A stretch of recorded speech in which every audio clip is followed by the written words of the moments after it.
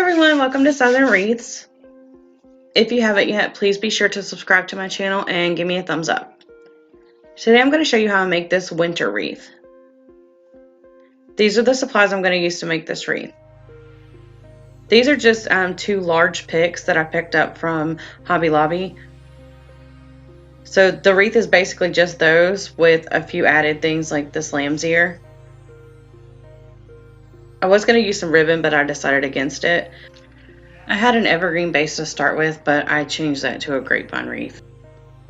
So I started by pulling apart my lamb's ear. It's super easy to pull apart, but if you can't get it apart, you can always cut it. But it just pops right off of there. And then I kind of pulled the leaves apart after I did this, just to give me different sizes to work with. Some were in clusters, some were single, so it was easier that way. So now I'm just going to use my knife to cut open this pick. You could probably try to figure out how to connect it all together, but I like to put it on there individually. So I just pull each part, I just separate each part, and then I like to use one of the magazine racks from Dollar Tree. I just turn it on its side and just stick the picks in there. Off screen, I went outside and spray painted my grapevine wreath white, matte white.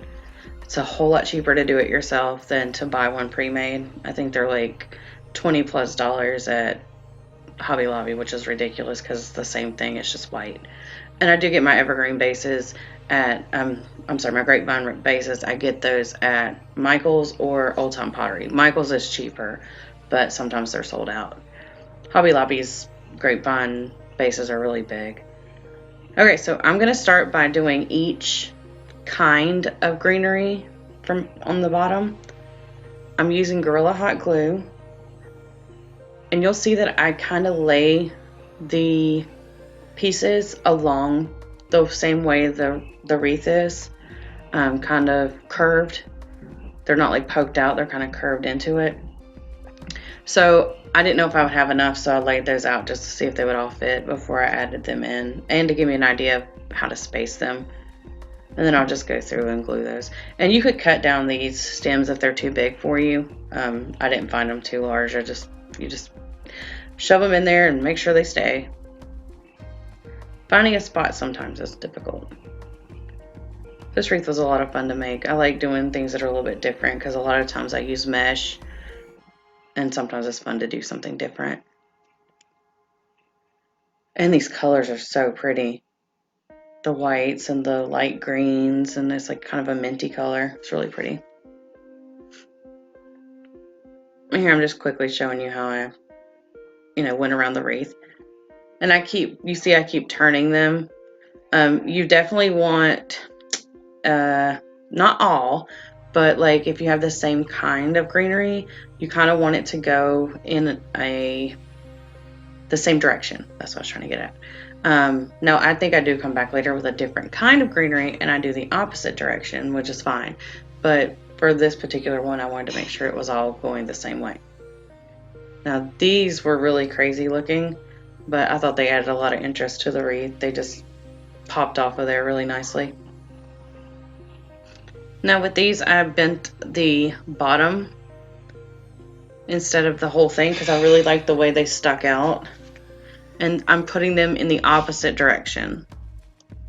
And I did, again, try to space those out really well and cover up any holes, which I've got a lot more to add to it. So, oh, that's right. With these, I did a cross. So I did one, and then I went across to the other side, and then I did the same thing here, just to balance everything out. So you'll do it that, and then you'll go over here, and then again. And it just makes it nice and even. Okay, so with the pine cones, I try to space those based on what size they are. Like some of them are a little bit smaller than the other two. And they did have weird wires, so I kind of twisted those together a little bit if I had trouble sticking them in there. Now these I do want to stick kind of up. They did want to lean over a little bit, but for the most part I wanted them to stick straight up. Here you can see I was getting aggravated with the tips because there were so many different wires down there. I just folded it in half. I'm adding glue to the stem and the actual pine cone. just for security. And you can always go back through and re-glue things if you're not happy with them. So after I spaced those out, I decided to add my branches. And I did curve them. I didn't want those sticking straight out. I will kind of lift things to guide these in and out of things, or in and out of the pieces of pine cone. I wanted it to look like they were coming out of the actual grapevine wreath. Thought they were really pretty, and they're sparkly, and I love all the different textures in this wreath. It's really nice. And these were really easy to bend. And then you can kind of wiggle them around the pine cones and stuff. So like pieces of it are going to the left, pieces are going to the right. Because they can kind of split off in places because they're branches. It was a lot of fun just messing around with it. Alright, so when I was done with that, I definitely needed more because this was really bare in my opinion. So I wanted to add some lamb's ear. Again, another texture and another color. I really like the feel of lamb's ear too. Even the fake lamb's ear is really soft. These were a little bit harder to stick on the wreath because they didn't have any like wires or anything. So I wanted to make sure they were connected to something, like touching something that was going to secure them there. Because certain pieces of like the stem or the ends of the pine cones wouldn't work. Now these did have like a little hole, the clusters of the lamb's ear. So I had these wires. I just cut them up and created little picks. I just used the hot glue, stuck it in there, and then stuck the ends in. It was about 4 pieces. I was able to get 4 pieces out of each stem. This is just a really thick wire. You don't have to do this. I just wanted some of them to be sticking up higher than what they would have been if I had just connected them that way. The stems were too long, so you could cut them down more than what I did. I did end up going through and cutting them down to size, just because it was easier to poke in a thin wire into random places than the thick folded over pieces. Because you can kind of stab through with the thinner, pointier pieces. And see, it sticks up a lot further than the other one, so that was kind of the idea of adding these to wires so that they had a different level. Some of these I ended up clustering together more than I thought I was going to. I just kind of go with it when I'm doing these wreaths, and I just like the way they looked all clustered together in certain spots. And then some of them, of course, I balanced out and spread throughout the wreath.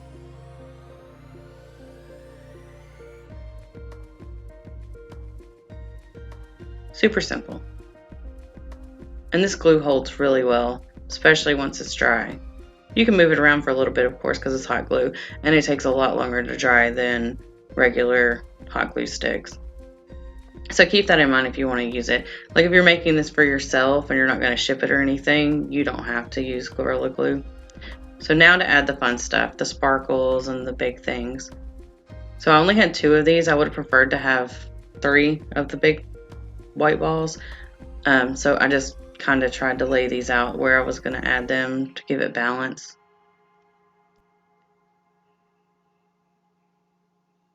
I kind of had even numbers of everything.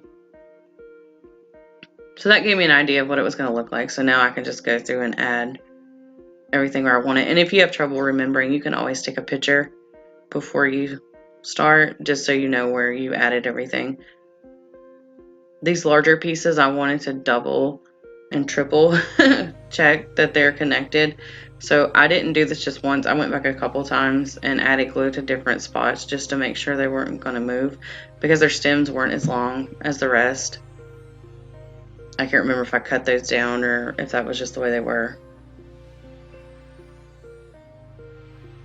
But that's it. That's how I made my winter wreath.